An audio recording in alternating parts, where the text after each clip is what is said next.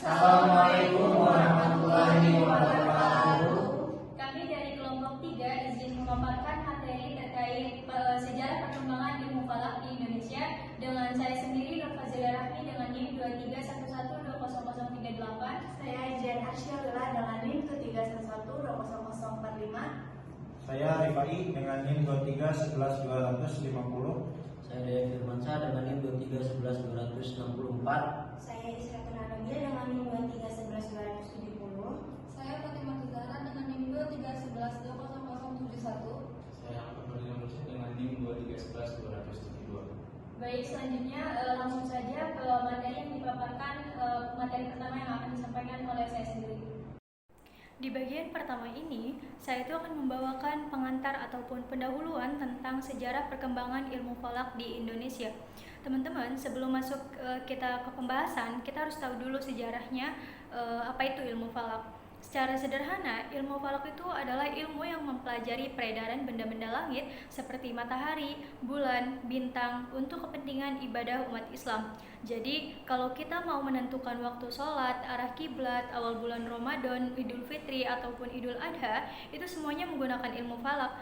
Nah, dalam ajaran Islam, ilmu falak ini punya posisi yang penting banget karena ibadah itu terutama yang dalam waktu yang tergantung pada posisi matahari dan juga bulan itu nggak bisa dilakuin dengan tepat tanpa perhitungan astronomi. Nah, ilmu falak inilah yang menjadi jembatan antara ilmu pengetahuan dan juga agama.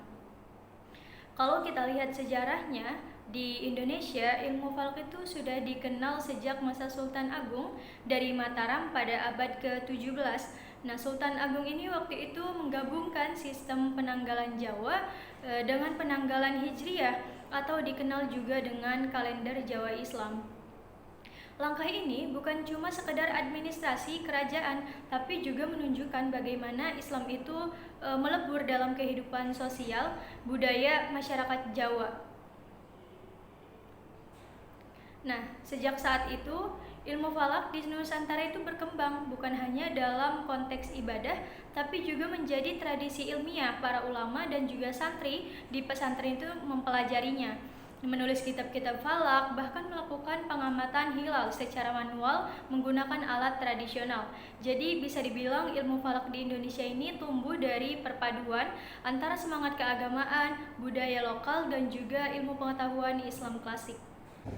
Perkembangan ilmu falak di Nusantara pertama kali terlihat pada masa Sultan Agung Hanyakarakusuma yang memerintah Kerajaan Mataram antara tahun 1613 sampai 1643 Masehi. Beliau mengganti sistem penanggalan Saka yang berbasis matahari menjadi kalender Jawa Islam yang berbasis bulan, yaitu penanggalan Hijriah. Tujuannya adalah agar masyarakat Jawa bisa lebih mudah mengikuti sistem waktu Islam tapi tanpa menghapus identitas budaya Jawa. Menurut Muhallidin Kazin, Sultan Agung menetapkan sistem baru ini sekitar tahun 1633 Masehi dan dikenal dengan tahun 1555 Jawa. Dalam sistem ini, penanggalan Islam mulai dijadikan dasar kehidupan masyarakat, terutama untuk keperluan agama seperti menentukan awal Ramadan dan hari raya.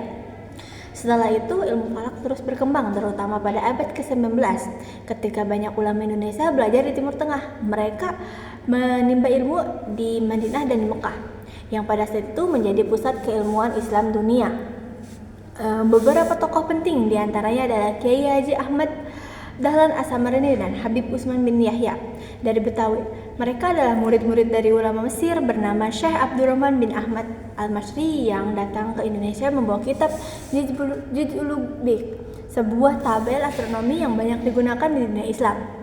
Ahmad Dahlan kemudian mengajarkan falak di pesantren dan menulis kitab Tazkirah Al-Ikhwani yang berisi catatan astronomi dan penentuan waktu sholat. Sementara Habib Usman menulis kitab Al-Iz'an-Nyam yang membahas tentang hilal dan puasa. Dari sinilah ilmu falak mulai tersebar di berbagai pesantren. Para santri yang belajar di pesantren-pesantren itu kemudian menjadi guru falak di daerahnya masing-masing. Jadi sistem keilmuan falak di Indonesia berkembang melalui rantai sanad ilmiah sama seperti tradisi keilmuan Islam lainnya. Itulah mengapa ilmu falak di Indonesia bukan hanya hasil adaptasi dari luar, tetapi juga menjadi bagian dari tradisi keilmuan pesantren di Nusantara. Baik, pemaparan selanjutnya akan disampaikan oleh saya sendiri, yaitu berkaitan dengan akan membahas bagaimana ilmu falak itu berkembang dari masa klasik Islam sampai masa modern awal di Indonesia. Nah, ilmu falak kalau ditelusuri jauh ke belakang sebenarnya sudah ada sejak zaman peradaban kuno. Bangsa Babilonia, Mesir, Cina, India sampai Yunani semuanya punya sistem pengamatan langit. Tapi di tangan umat Islam, ilmu ini berkembang sangat pesat, terutama pada masa dinasti Abbasiyah. Waktu itu banyak karya astronomi kuno yang diterjemahkan ke dalam bahasa Arab, lalu disempurnakan oleh ilmuwan Muslim seperti Al-Battani, Al-Biruni, dan At-Tusi. Nah, ketika Islam menyebar ke Asia Tenggara, termasuk Indonesia, ilmu falak ini pun ikut masuk bersama ajaran Islam. Para ulama yang belajar di Haramain, Mekah dan Madinah, membawa pengetahuan ini ke Nusantara. Salah satu yang berperan penting adalah Syekh Abdurrahman Al-Misri dari Mesir. Tahun 1896 beliau datang ke Batavia membawa Jid Sultani karya Ulu Gulbek yang berisi perhitungan astronomi. Beliau mengajarkan ilmu itu ke ulama-ulama Indonesia seperti Ahmad Dahlan, As-Samarani, dan Habib Utsman bin Yahya. Kitab-kitab hasil ajaran ini kemudian menjadi pegangan banyak pesantren. Nah, selain itu ada juga tokoh besar seperti Syekh Muhammad Yasin Al-Fadoni dari Padang. Beliau dikenal di dunia internasional sebagai musnad karena memiliki sanad hadis terluas di dunia. Tapi yang jarang diketahui, beliau juga ahli falak dan memiliki sanad keilmuan falak tertinggi di antara ulama Nusantara. Beliau bukan hanya ahli teori, tapi juga menguasai praktiknya dari hisab sampai ruqyat hingga pengajaran astronomi Islam di Mekah. Beliau adalah contoh bagaimana ulama Indonesia bisa diakui secara global dalam bidang ilmu falak. Nah, pemaparan selanjutnya akan disampaikan oleh rekan saya. Baik, saya akan melanjutkan pembahasan tentang perkembangan ilmu falak di masa modern dan munculnya perdebatan antara hisab dan ruqyat. Salah satu tokoh besar adalah Kiai Ahmad Dahlan Al-Samaroni yang dikenal sebagai ulama ahli hisab dari Termas, Jawa Timur. Beliau menulis banyak kitab falak seperti Tazkirah Al-Ikhwan dan Bulughul Al-Wator. Karya-karyanya memperkenalkan metode hisab hakiki, takribi, dan tahkiki, yaitu perhitungan astronomis yang lebih akurat untuk menentukan waktu sholat dan arah kiblat. Lalu ada Syekh Hasan Maksum dari Medan yang terkenal dengan natijah abadiyah, yaitu jadwal sholat abadi yang bisa dipakai sepanjang masa. Selain itu, beliau juga menetapkan arah kiblat Masjid Raya Al-Mahsun dengan sangat presisi dan hasilnya sampai sekarang masih diakui benar. Nah, di Indonesia penentuan awal bulan Hijriah sering memunculkan perbedaan karena adanya dua pendekatan, ruqyat melihat hilal dan hisab yakni perhitungan. Ruqyat sering terkendala faktor cuaca, kabut, atau posisi hilal yang terlalu kecil untuk dilihat. Sementara hisab bisa memberikan kepastian, tapi sebagian ulama menilai ruqyat lebih sesuai dengan sunnah Nabi. Karena itu, hisab dan ruqyat ini sering menjadi bahan perdebatan antara organisasi seperti Muhammadiyah yang menggunakan hisab dan Nadatul Ulama yang memakai ruqyat. Namun, keduanya sebenarnya sama-sama ingin memastikan ibadah umat Islam dilakukan tepat waktu dan sesuai syariat. Jadi, perbedaan ini justru menunjukkan dinamika ilmu falak yang terus berkembang, bukan perpecahan. Mungkin cukup sekian dari saya. Billahi taufiq wal hidayah. Wassalamualaikum warahmatullahi wabarakatuh. Yang pertama ada Syekh Ahmad Hatib Minangkabau dari Bukit Tinggi.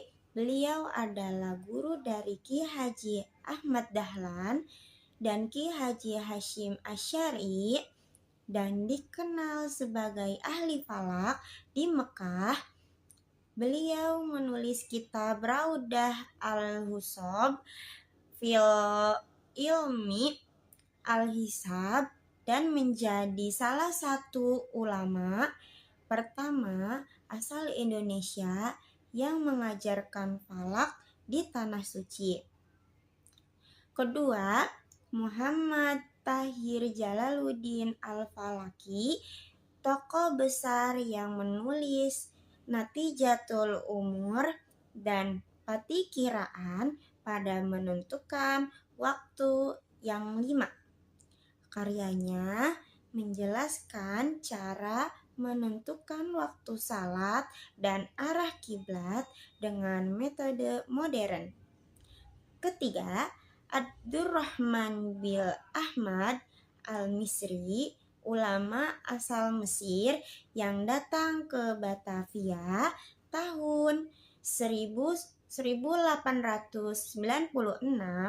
membawa kitab Jiz'ul Bek. Muridnya Muhammad Mansur An-Falaki kemudian menulis ulang An-Nail Rain, salah satu kitab falak yang terkenal di Indonesia. Dari mereka inilah lahirlah tradisi ilmuwan falak yang kokoh di Nusantara yang kemudian diteruskan oleh generasi ulama berikutnya. Falak modern di Indonesia. Selanjutnya, di masa modern ada beberapa tokoh penting seperti Turaika Ajhuri dengan Almanak Menara Kudus, Salamun Ibrahim dengan ilmu falak dan Almanak Hijri, dan Zubair Umar Al-Jailani dengan Al-Uslahal Wafiyah. Mereka punya peran besar dalam pendidikan falak di pesantren dan perguruan tinggi Islam.